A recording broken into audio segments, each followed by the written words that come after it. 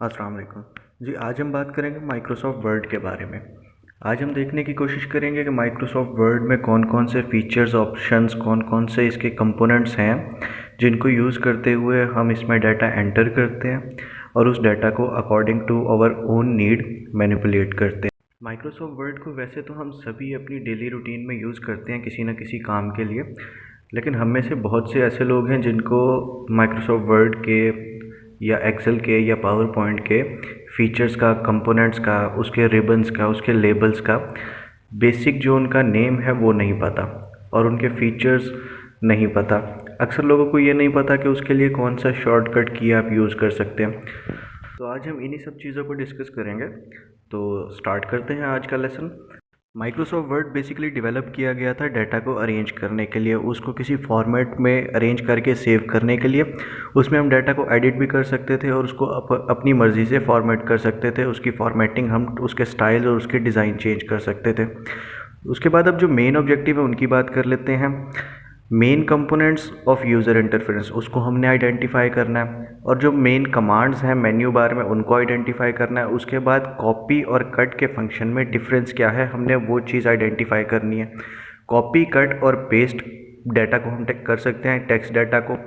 और जो इसके बटन्स होते हैं टूल बार पे उनके साथ कैसे वर्क करना है, जो पॉइंटर है इसके प्रोग्राम में उसके साथ कैसे वर्क करना है, और टेक्स्ट और कैरेक्टर के साथ प्रोग्राम में कैसे काम करना है। अब इसके बाद हम देखेंगे जी प्राइमरी की कौन सी हैं कीबोर्ड पर और उनके कॉम्बिनेशन से कैसे हम शॉर्टकट कीज़ डेवलप कर सकते हैं।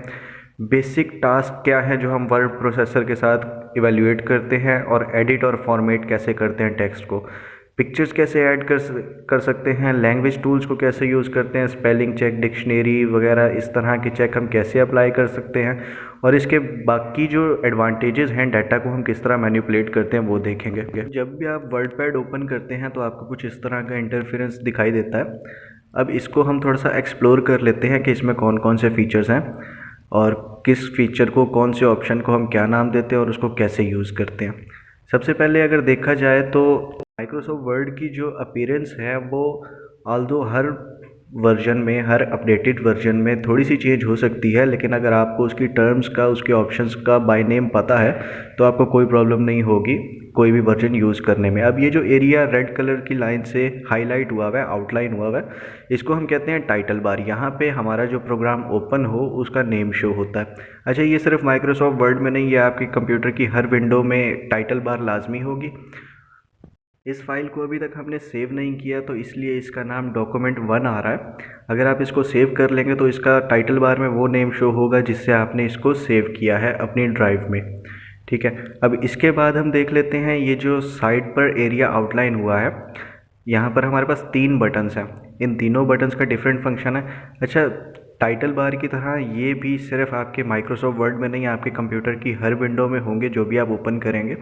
इवन ये आपके iOS में भी होते हैं, मैकबुक में या एप्पल में, उसमें भी होते हैं। सिर्फ डिफरेंस ये होता है कि मैक ऑपरेटिंग सिस्टम में ये सर्कुलर शेप में होते हैं और विंडोज़ में ये स्क्वायर शेप में होते हैं। बाकी इनका फंक्शन सेम है और ये अवेलेबल भी दोनों में होते हैं। यहाँ पर बात कर ले अगर ये सब्ट्रैक्शन साइन के, जिसको हमने हाईलाइट किया है, ये बटन होता है मिनिमाइज़ के लिए। जब भी आप इस पर क्लिक करेंगे तो जो भी आपकी विंडो ओपन हुई हुई है वो मिनिमाइज़ हो जाएगी। वो आपके at the end of the screen जो आपकी टूल बार होती है या टास्क बार होती है उस पर एक बटन की तरह डिस्प्ले होने लग जाएगी। ये जैसे अभी हमने इसको हाईलाइट किया हुआ है, तो हर विंडो को आप मिनिमाइज़ जब भी करेंगे वो आपके टास्क बार पर इस तरह से डिस्प्ले होने लग जाएगी। उसको अगर आप वापस रीस्टोर करना चाहते हैं, अच्छा, रीस्टोर के लिए हम एक और टर्म भी यूज़ करते हैं जिसको हम मैक्सिमाइज़ कहते हैं। अगर आपने एक से ज़्यादा विंडोज़ ओपन की हुई हैं, जब भी आप इस पर माउस लेकर आएंगे इसको मैक्सिमाइज़ करने के लिए, तो ये आपसे पूछेगा कि कौन सी विंडो को रिस्टोर करना है।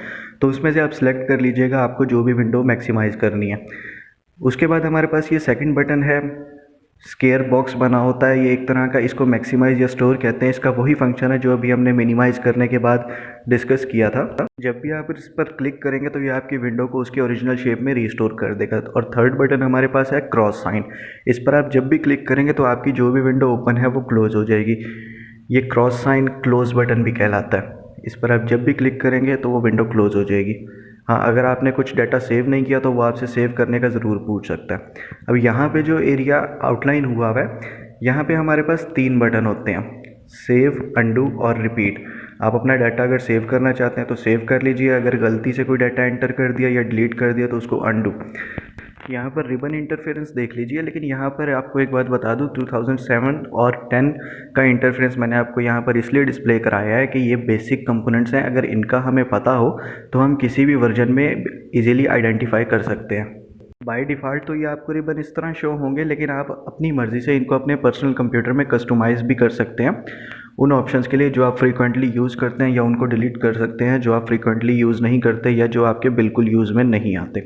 ठीक है, इसके बाद हमारे पास अब कुछ ऑप्शंस हैं। ये देखिए एरिया हाईलाइट जो हुआ है, यहाँ पे हमारे पास डिफरेंट टैब्स होते हैं, file, home, insert, page layout. इसके अंदर फिर आपको फर्दर ऑप्शंस मिलते हैं जिनको यूज़ करते हुए आप अपने वेब पेज को अपने वर्ड पैड को अपनी मर्ज़ी से अरेंज कर सकते हैं। अगर आप अभी सिंपली फाइल के टैब की बात करें तो फाइल पर क्लिक करते ही आपको डिफरेंट ऑप्शन मिल जाते हैं।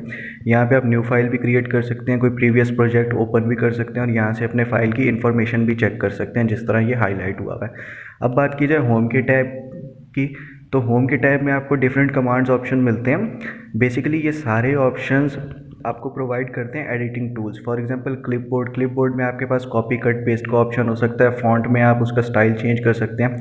नेक्स्ट अगर इंसर्ट के टैब में आए तो यहाँ पे आपको ऑप्शंस जो मिलते हैं वो आपके वर्ड पैड में कुछ ना कुछ ऐड कर रहे होते हैं। फॉर एग्जांपल कुछ पेज ऐड कर रहे हैं, टेबल्स ऐड कर रहे हैं, टेक्स्ट या symbols according to your own need. आप इंसर्ट के टैब में से कुछ भी इंसर्ट कर सकते हैं। नेक्स्ट हम आते हैं पेज लेआउट पे। तो पेज लेआउट में आप पेज को सेटअप कर रहे होते हैं बेसिकली कि आपको उसकी ओरिएंटेशन कैसी चाहिए, आपको हॉरिजॉन्टल चाहिए, वर्टिकल चाहिए, उसमें पैराग्राफ्स और उसकी थीम्स क्या चाहिए और उसका बैकग्राउंड क्या होना चाहिए।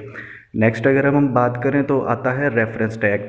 रेफरेंस टैब में हमारे पास जो कमांड्स होती हैं वो बेसिकली यूज़ की जाती हैं जब आप कोई रिसर्च पेपर लिख रहे हो। अब रिसर्च पेपर कैसे हो सकता है, टर्म पेपर और सिमिलरली फॉर्मेट डॉक्यूमेंट्स। आप सिंपली कह सकते हैं कि आप डॉक्यूमेंट्स को फॉर्मेट कर सकते हैं। मेलिंग टैब में आ जाइए, इसमें आपको मेनली वो फंक्शंस मिलते हैं जो आप फाइल्स क्रिएट करते हैं मेल के लिए, मैस मेल के लिए। अब उसमें क्या हो सकता है, क्रिएट हो सकता है, फिनिश हो सकता है, preview, smart, mail merge, write and insert field, आपको ये सब मेलिंग टैब में मिलता है। उसके बाद रिव्यू में आ जाइए, तो यहाँ पे आप अपने क्रिएट किए हुए वर्ड पैड को, अपने डॉक्यूमेंट को रिव्यू कर सकते हैं, उसकी प्रूफ रीडिंग कर सकते हैं, उसमें स्पेलिंग चेक कर सकते हैं, डिक्शनरी मिस्टेक्स चेक कर सकते हैं। तो ये सब कुछ रिव्यू के टैब में आपको होगा। एट द एंड आपके पास होता है व्यू का टैब। व्यू के टैब में आपके पास होता है कि आप अपने डॉक्यूमेंट को जूम करके चेक कर सकें, उसके डॉक्यूमेंट कैसे व्यू हो रहे हैं, उसके मैक्रोज, उसके म्यूज़, इन शॉर्ट आप अपने डॉक्यूमेंट का एक प्रॉपर व्यू ले सकते हैं व्यू के टैब में। इस वीडियो में अभी हमने कुछ क्रिएट नहीं किया, लेकिन ये वर्ड पैड के रिबन्स को और उसके ऑप्शंस को समझने के लिए सफिशिएंट है। होप सो ये आपके लिए बेनिफिशियल रही होगी। Stay connected for upcoming videos. Thank you so much.